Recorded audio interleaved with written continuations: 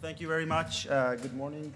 Just a quick update disclosure. After I submitted my CV to the Toshiba folks for preparation of the meeting, I got an email from medical school that I got promoted to associate professor last 2 weeks. So this is why the slides has changed, and I apologize didn't update you about that. But so move on to the next slide, which is going to be my just trying to see. Perfect. So the disclosure is I used to receive a grant from a Giraffe, which is a GU radiology, sponsored by AUR, one of the main programs, educational research programs in society radiology, and I have some disclosure from Toshiba itself and CareStream. So it's interesting, I get money from GE to work on Toshiba projects. And the main core of this talk will be looking at the potentials of a new novel imaging modality that has been around. I think the first papers came within the last 5-10 years, and that's called four-dimensional CT. We all know about 3D CTs with volumetric assessment. The 4D CT adds another dimension, which is a time. And basically what it does, you use a high resolution with a large bore scanner, namely 320 equivalent 1, which was the whole motivation for this attempt. And basically, you acquire images in a fast pace, maybe temporal resolution of 0.5 seconds. So if it's done properly, you can actually image motion of peripheral joints. So with this, we try to test this capability on different joints. As you see, there are a bunch of these joints have been listed in the lower part of these slides. The ones that are yellow are the ones that we have attempted to image at Johns Hopkins. I'm going to explicitly talk about the wrist, but I want to let you guys know that we have done equal efforts on other joints that are marked as yellow. The two other one in the center, which is hip and shoulder, we haven't done it, and there's a good reason for it, because they are more centralized, and with the amount of actual effective radiation exposure that I'm going to discuss briefly down the road, the amount of radiation will not justify, at least for them to be used. You need more, and Hopkins is very cognizant on the radiation exposure and the actual utility of these devices. So we haven't tapped that area as of yet, but the other area have been looked at very closely. So wrist 4D CT acquisition, as you can see, we created a dedicated platform. Basically, there was a device that was created by one of the students, BME, and basically we put the wrist in the scanner. We tried to fix the elbow and proportion of the upper extremity, and the only motion part will be from the wrist side. That's the whole goal for it. And then basically we train the patients before they do a scanner, and we make sure they know that they have to do each motion in a particular way, smoothly, during a 5-second time that you give to them. So the motions include supination, pronation, radial ulnar deviation, clenched fist, which is equivalent to the fluoroscopic evaluation of small ligament injuries, and then basically you have radial ulnar deviation for DRUJ assessment. And if the patient suggests that with a very particular type of pain, motion, I get pain or clicking sensation, then I will have them do the exact same thing on the scanner.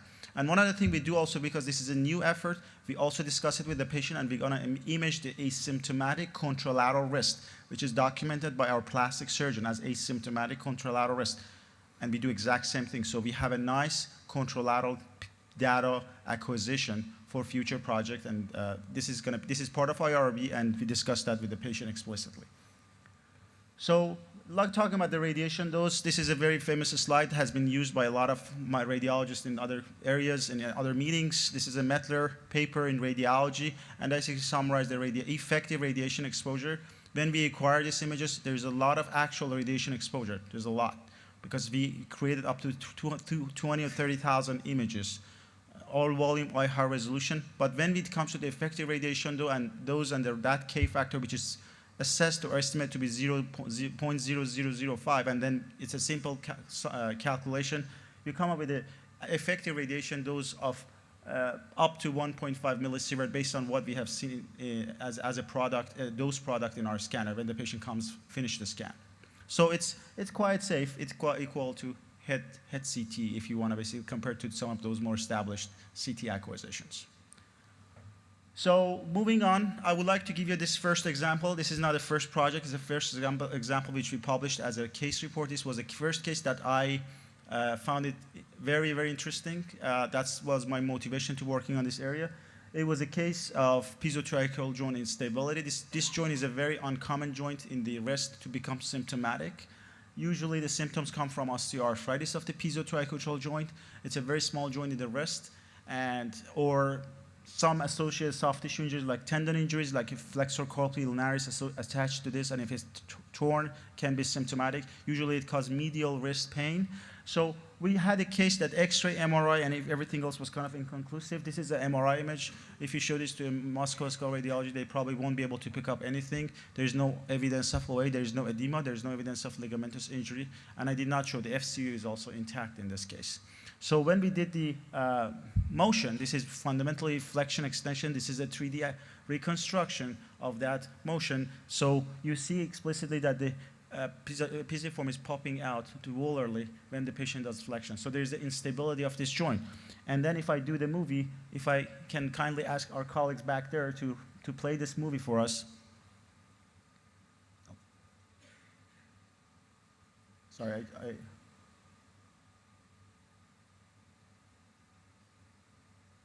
So you see that the pisiform is popping out, and that's the cause of patient symptoms. This was not diagnosed by MRI, but the surgeon went in and they do the pisiformectomy. They took this small bone out and they reconstruct the medial side of the wrist, and the patient became asymptomatic. So this was my motivation to work on this. So the next project that I did basically was looking at more systematically, looking at the measurements of the piezotracheal joint. The CC accounts for the craniocaudal motion or position, not motion, position. AP is anterior-posterior position. So between flexion and extension, we did a bunch of measurements in both asymptomatic wrist to see in a subject who does not have symptoms, how does pisiform moves, so we can have a nice reference standard using kinematic imaging. That was a systematic way of approaching this entity. So in the future, not just by looking at a nice picture or movie, but also with the measurements and quantification, we can diagnose this entity better. So we actually came up with, we did some inter-observer agreement. We used the double oblique multiplanar reformation. I'm going to a little bit talk about that to come up with the right plane to measure the craniocaudal and anterior-posterior measurements for the piezotracheal joint configuration. And we also did some inter-observer agreement, but we showed that the AP is more consistent when two observers try to measure than the CC measurement. So we suggest that the first measurement is better. So we acquired this data and we presented it and we published in the Clinical Radiology 2 years ago. And this is a multiplanar double oblique technique that I was talking about. Akin to what we do with the coronary arteries, as I was told, my second fellowship was cardiovascular images, so I tried to marry these two concepts. We use the vital images and we basically do a double oblique multiplanar to go to cross-section of the coronary arteries. I said, okay, we can use the same predefined anatomical landmark on any joint structures and basically write it out from somebody who is like working far away from me to read my technique and basically go from one plane to the other and basically do the measurement, come up with a similar metric. Because these are millimeter or sub-millimeter measurements. So if you choose a plane a little bit differently, measurement will not be as consistent. Still, with all of that, there's some inconsistent in the measurements, but we are getting there with this attempt. So this is an example. We try to basically determine the scapholunate interval, which is one of the most important part that I'm going to talk in the future slides. You see that, we do define the primary and secondary planes, and basically we do our measurements on the predefined anatomical plane. This is an example that we did the same measurements. The top one is the MRI showing minimal signal. It's wishy-washy. Some people say grade 1 or 2 grade strain of the ligament. The two other ones, lower one is the relaxed, which is narrower, and you can see minimal widening, which is a clenched fist, exactly at the same side measurement.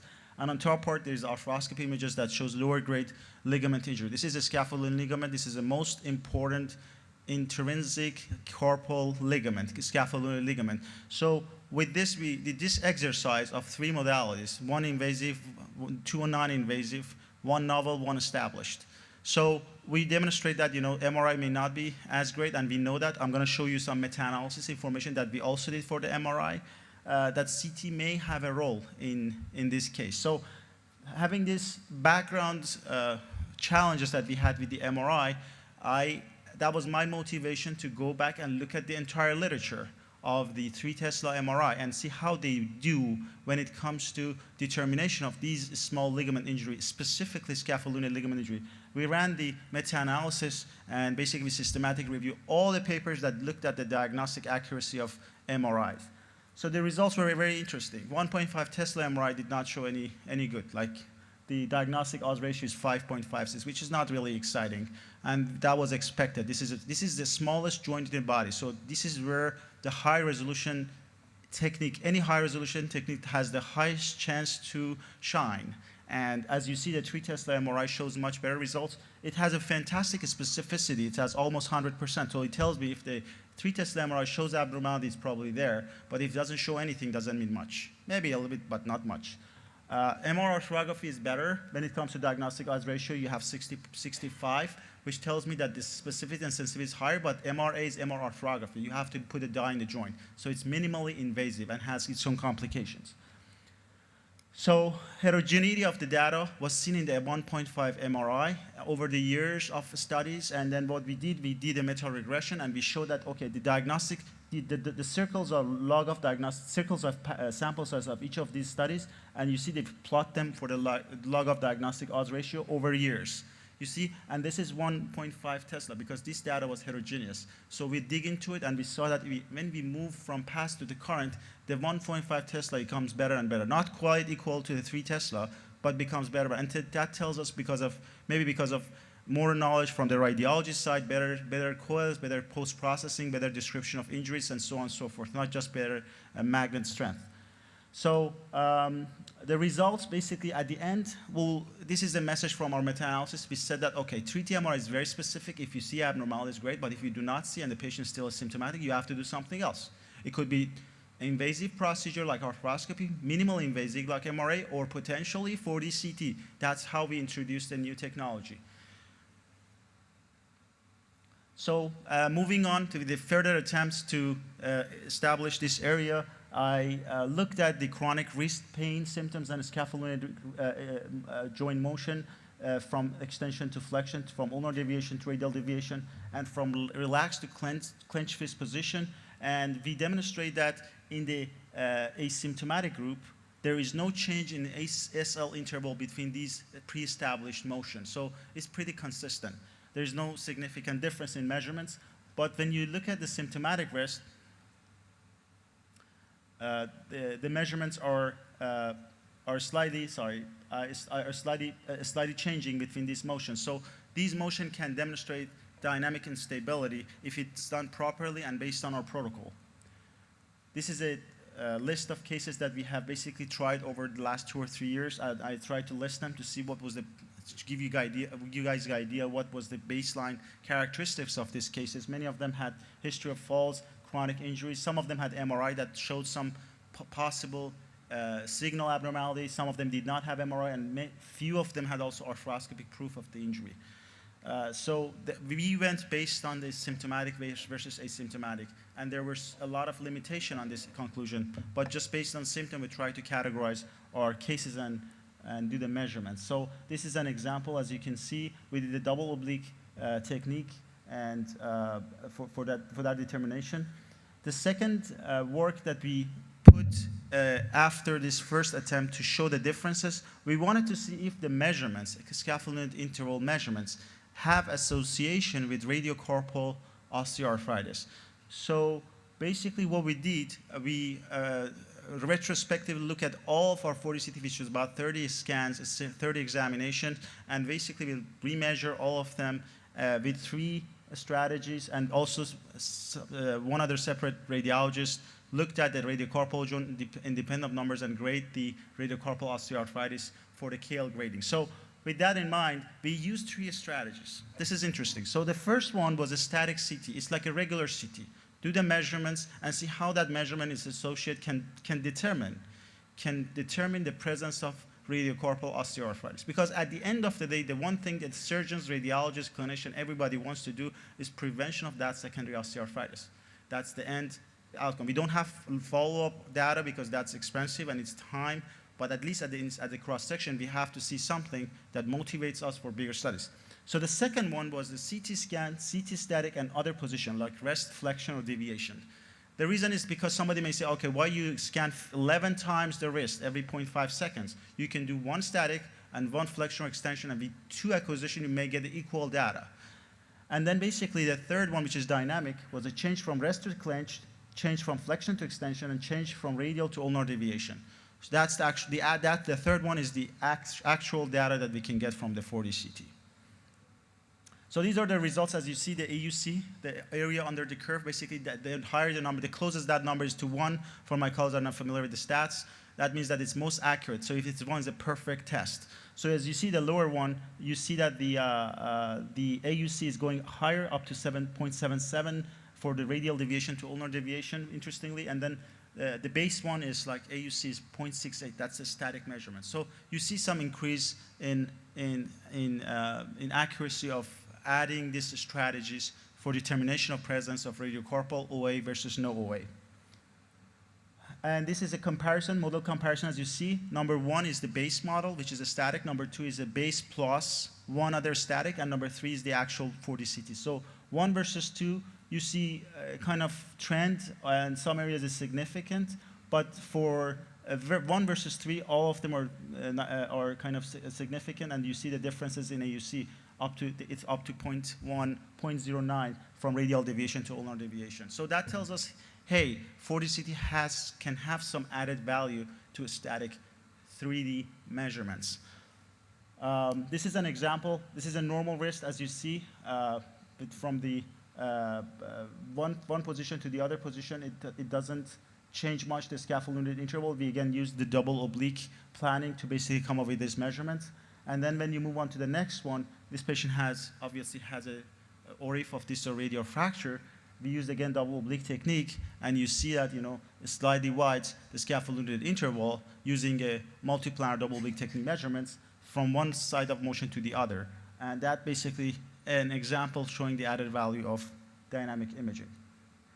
So we all talked about bones and bone configuration, bone borders, but if you are using a fantastic vital images and all those post-processing techniques we have with acquisition and basic demonstration of the pathologies, you may be also diagnose and assess risk for ligamentous or tendon injuries. I just wanted to put this example as my last slide just to emphasize on the fact that, of course, MRI is better for soft tissue assessment, but do not ignore the amount of pathologies that you can assess. This is actually the post-processed image 3D. Under motion, the patient did motion of the wrist during the motion. If I can convince you, that extensor carpi ulnaris, that tendon. Can I have a pointer? Is there any pointer? The start, okay. So yes, that's perfect. Thank you very much. So can you bring it back, please? So if I can convince you that this is a tendon that is in the groove, and when you move the wrist, it pops out.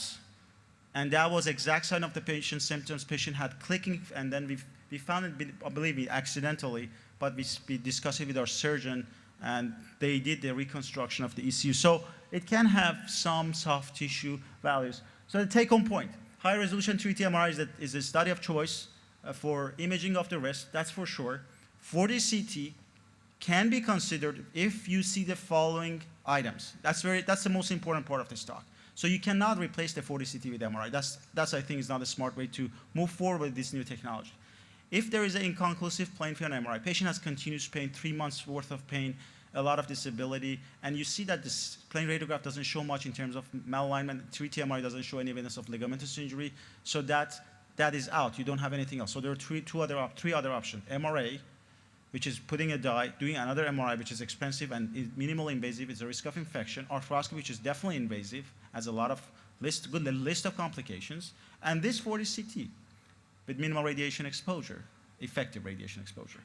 And I would encourage my colleagues, if they want to do these measurements, instead of just visual assessment, looking at the widening or narrowing or popping out or popping in of the small bones, go toward more systematic way of defining measurements. So when they publish their work and present their work, somebody like me across the world can read their work and basically follow their protocols so they can come up with the same number and same measurement and basically prove the concept.